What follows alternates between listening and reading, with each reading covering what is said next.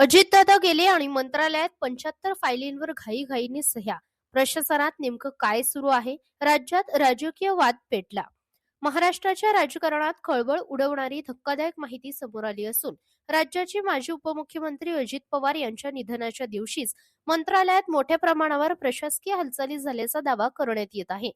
त्याच दिवशी तब्बल 75 महत्वाच्या फायलींना मंजुरी देण्यात आल्याची माहिती समोर आल्यानंतर प्रशासनाच्या कार्यपद्धतीवर गंभीर प्रश्न उपस्थित झाले आहे.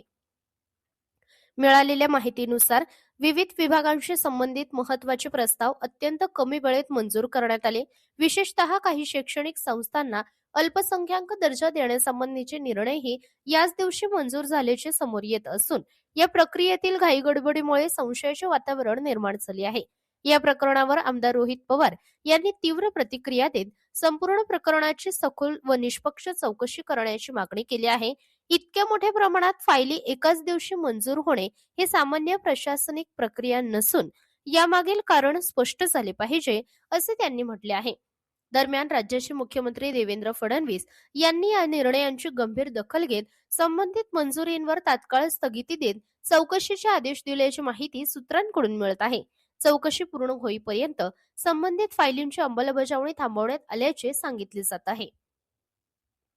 या प्रकरणामुळे अनेक प्रश्न उपस्थित झाले आहेत. निर्णय इतक्या घाईत का घेण्यात आले? फाईल मंजूर करण्यामागे कोणाचा दबाव होता का? नियम व प्रक्रियेचे पालन करण्यात आले होते का? काही विशिष्ट संस्थांना लाभ मिळवून देण्याचा प्रयत्न झाला का?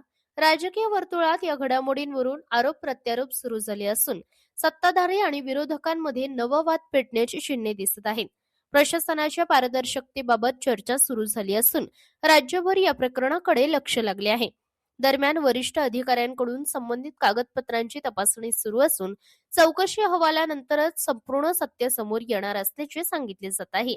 या प्रकरणामुळे मंत्रालयातील निर्णय प्रक्रियेवर आणि प्रशासकीय जबाबदारीवर मोठा प्रश्नचिन्ह निर्माण झाला आहे.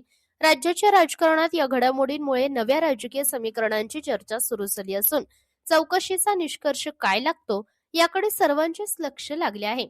प्रतिनिधी सूरज पारवे, प्रेस मीडिया न्यूज, मुंबई.